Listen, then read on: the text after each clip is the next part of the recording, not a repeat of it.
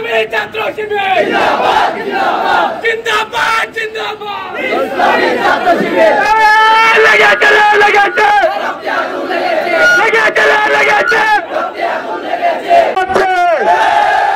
আমরা বাংলাদেশ থেকে আমরা হবিগঞ্জ থেকে তীব্র নিন্দা প্রতিবাদ জানাচ্ছি। আমরা বর্তমান সরকারকে জানিয়ে দিতে চাই অবিলম্বে এই ফিলিস্তিনি ভাইদের পক্ষে নির্যাতিত ভাই বোনদের পক্ষে বিবৃতি দেওয়ার জন্য আহ্বান করছে। এই গাজার সন্ত্রাসীদের বিরুদ্ধে অবস্থান নেওয়ার জন্য বাংলাদেশ সহ বিশ্বের প্রতিটি দেশকে অবস্থান নেওয়ার জন্য আহ্বান জানাচ্ছে। সংগ্রামী উপস্থিতি, আজকের এই বিক্ষোভ সংগ্রামী উপস্থিতি, আপনারা জানেন মুসলমানরা যখন ইবাদতে মশগুল, পৃথিবীর সবচাইতে বড় বড় জাতি ইহুদি জাতি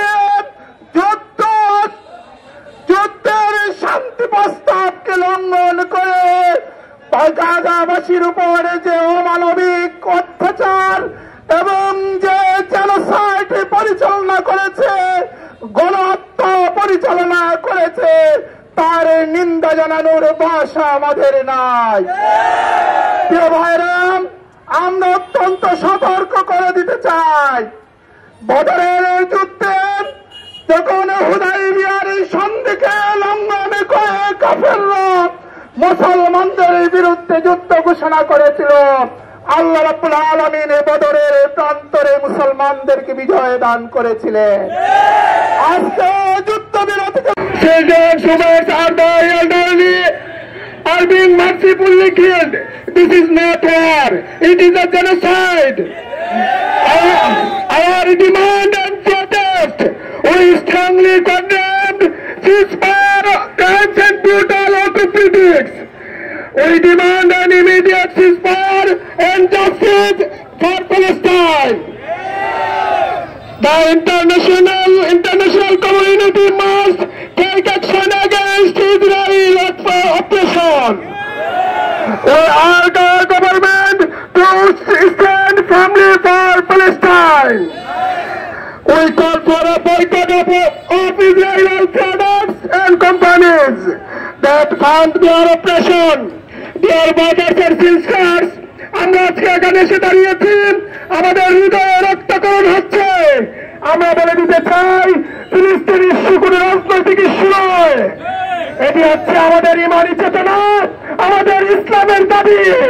সম্মানিত উপস্থিতি, আমরা আজকের এই বিক্ষোভ পরবর্তী মিছিল থেকে জানিয়ে দিতে চাই, আজকে যে সময় আমরা এখানে এসে দাঁড়িয়েছি, ঠিক সে সময়ে আমাদের হাজার হাজার ভাইয়েরা, লক্ষ লক্ষ গাজার বোনেরা, ভাইয়েরা, মায়েরা চিৎকার দিয়ে চেঁচামেচি করতেছে, আল্লাহ তাআলার কাছে সাহায্য করছে।